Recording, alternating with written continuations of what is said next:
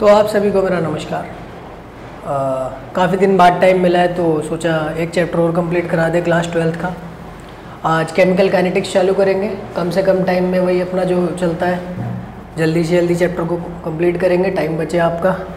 ठीक, स्टार्ट करते हैं बिना टाइम वेस्ट करें। केमिकल काइनेटिक्स, ठीक होता क्या है, कोई भी रिएक्शन हो रही है, ए रिएक्टेंट है, बी प्रोडक्ट है, ए से बी बन रहा है, रिएक्टेंट प्रोडक्ट में कन्वर्ट हो रहा है।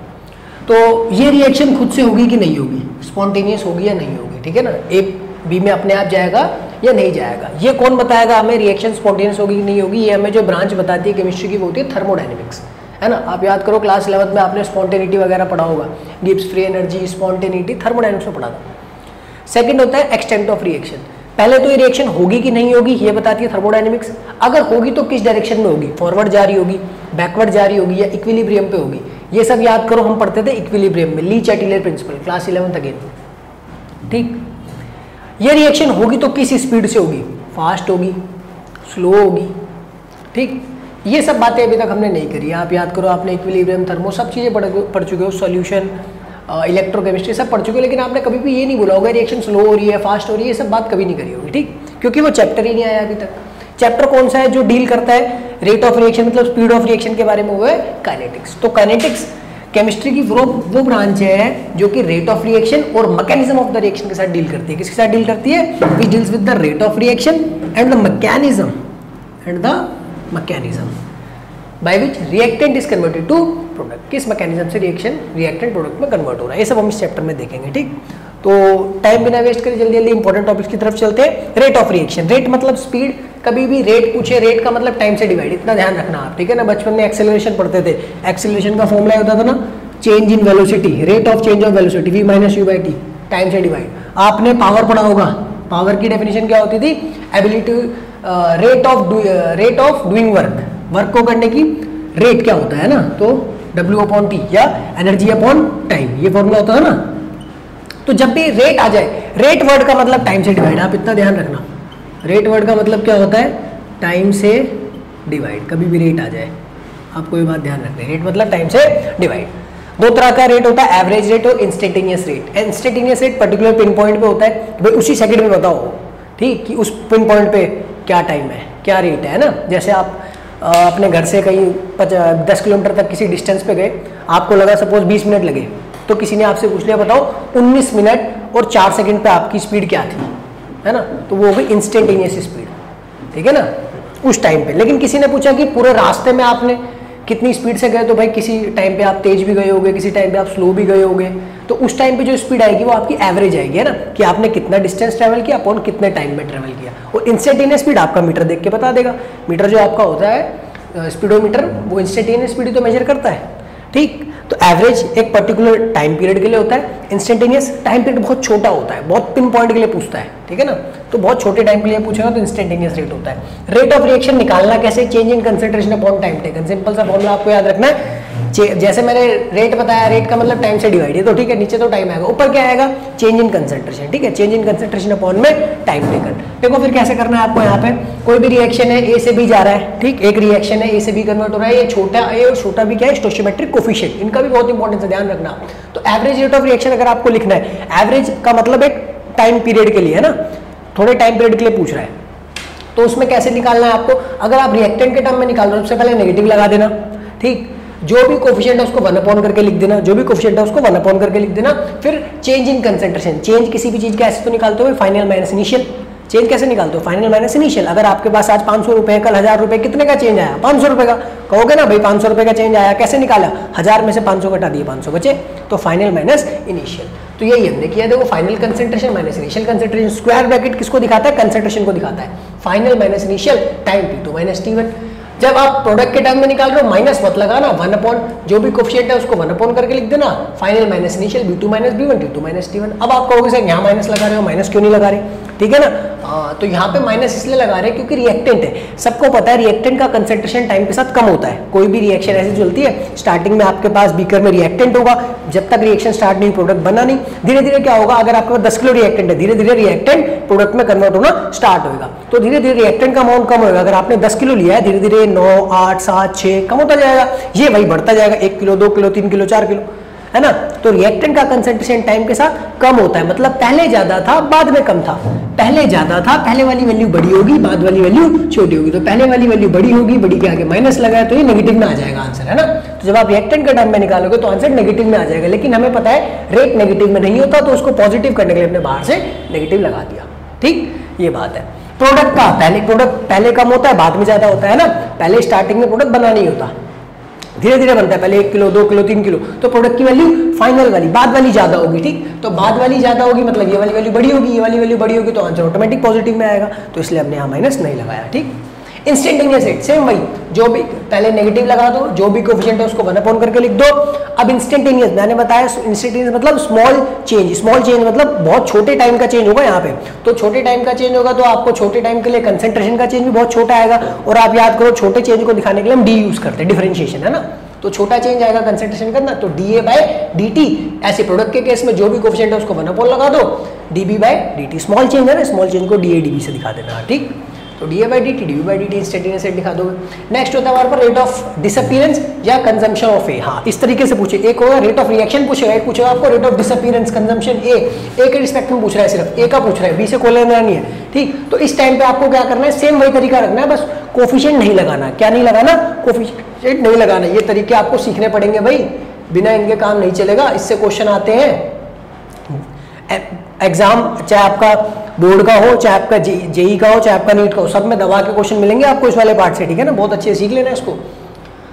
तो इसमें क्या होता है हमारे पास, जब भी rate of disappearance consumption of A पूछे तो आपको क्या करना है, माइनस लगा देना है, जैसे हम यहाँ कोएफिशिएंट 1 अपॉन ए लगा रहे थे ना, कोएफिशिएंट नहीं लगाना। अच्छा हम कोएफिशिएंट क्यों लगा रहे थे उसका रीजन मैं आपको बताता हूँ। कोएफिशिएंट हम इसलिए लगाते हैं क्योंकि रिएक्टेंट और प्रोडक्ट दोनों तरफ से हमें आंसर सेम चाहिए होता था, ठीक है ना, इधर से भी जो रेट है उधर से भी जो रेट है वो सेम है, इस चीज को इक्वल करने के लिए हम क्या करते थे, तो कोएफिशिएंट लगाते थे। अब हमें जब सिर्फ ए के रिस्पेक्ट में पूछा है, कंजम्पशन ऑफ ए पूछा, बी से तो कोई लेना देना ही नहीं है, तो फिर हम कोएफिशिएंट भी नहीं लगाएंगे, ठीक है ना।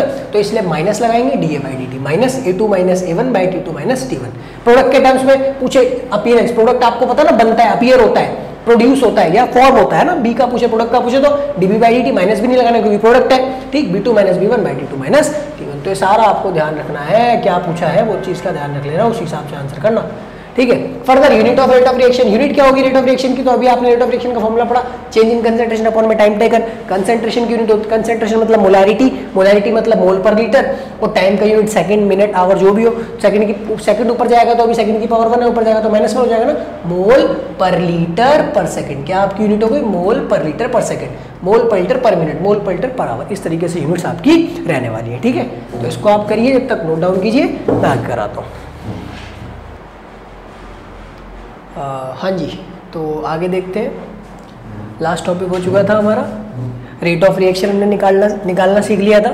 ये बुक में ग्राफ होता है, बच्चों को समझ नहीं आता, थोड़ा सा एक्सप्लेन कर देते हैं, ज़्यादा इंपॉर्टेंट नहीं है, बट फिर भी जो बच्चे नॉलेज के लिए पढ़ रहे हैं उनके लिए समझा देते हैं।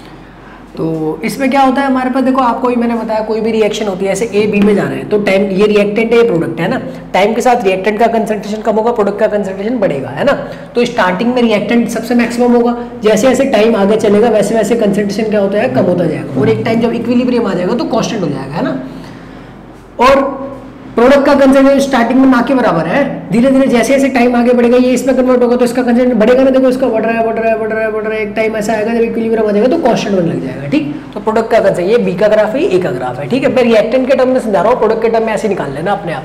जैसे आपको एवरेज एक पर्टिकुलर टाइम पीरियड के लिए, इस टाइम पीरियड के लिए आपको पूछा है रेट क्या है, तो आपको क्या करना है, इधर से मार्क करना है, इधर से मार्क करना है। ये रिएक्शन ऐसे चल रही थी ना, ये T1 है, ये T2 है, पहले ये टाइम आया होगा फिर ये टाइम आया होगा, T1 T2।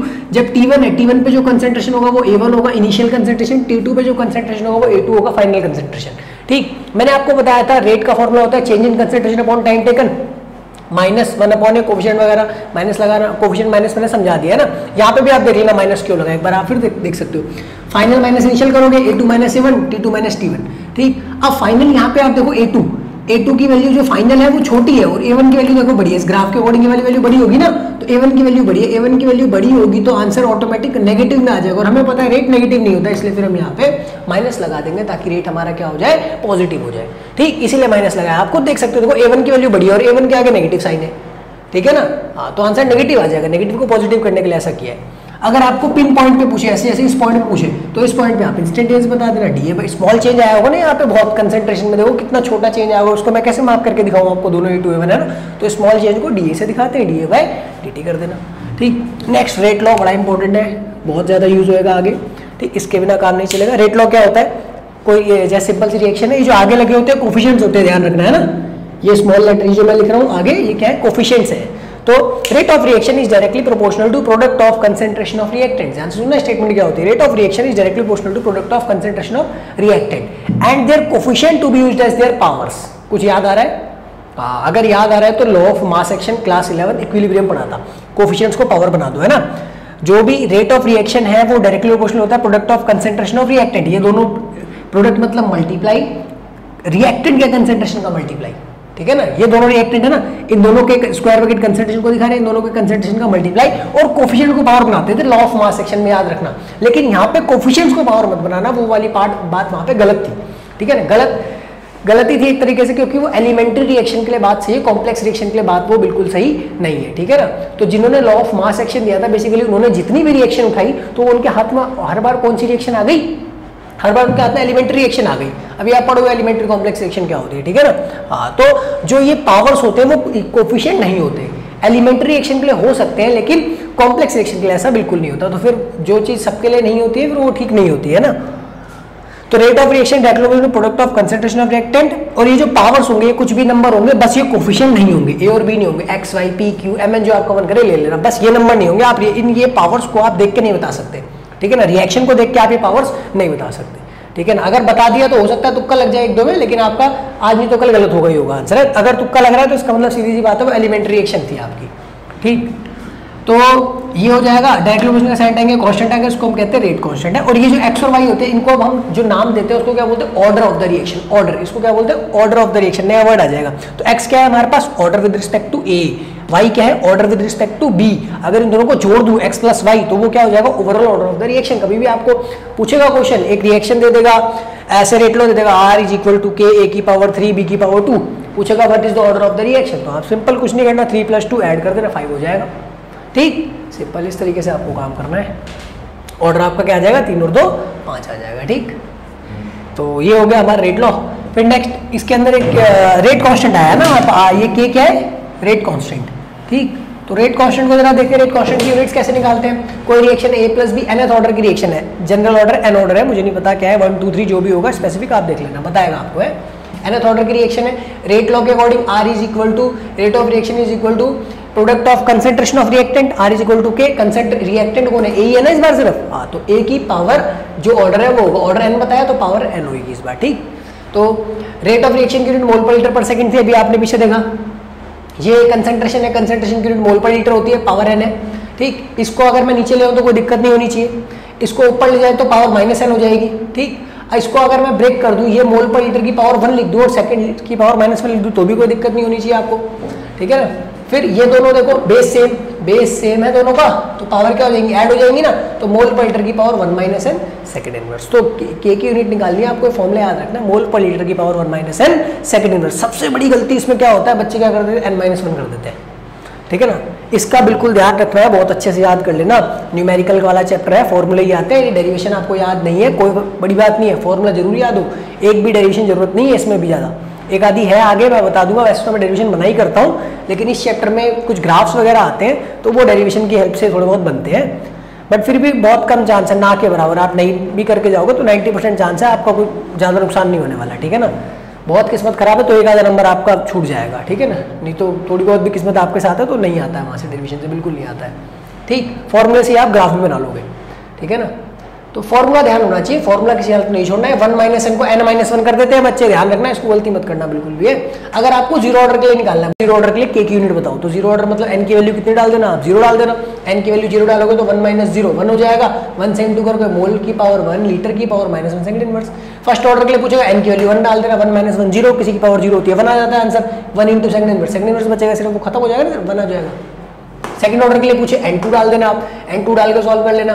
हाफ ऑर्डर के लिए पूछे n की वैल्यू 1/2 डाल देना, ठीक है ना, मल्टीप्लाई करके सॉल्व करें। उल्टा क्वेश्चन भी पूछता है, आपको यूनिट दे देगा, ये ऐसे यूनिट दे देगा, ये यूनिट है, बताओ इसमें कौन सा ऑर्डर है, यूनिट देके के की यूनिट देके ऑर्डर पूछता है, ठीक है ना। तो के की यूनिट देके ऑर्डर पूछेगा तो उल्टा हिट एंड ट्रायल करना पड़ेगा आपको, मतलब ये यूनिट दे देगा, आपको एन निकालना होगा यहाँ पे, ठीक। तो आपको हिट एंड ट्रायल करके देखना होगा। आप सीधा सा ट्रिक है, पहले 0 डाल के देखना, 0 में क्या आंसर आ रहा है, जो आंसर मैच कर रहा है कि ऐसे कि नहीं कर रहा, 1 डाल के देखना, 2 डाल के देखना, 3 डाल के देखना, इससे ऊपर नहीं होता 0 1 2 3।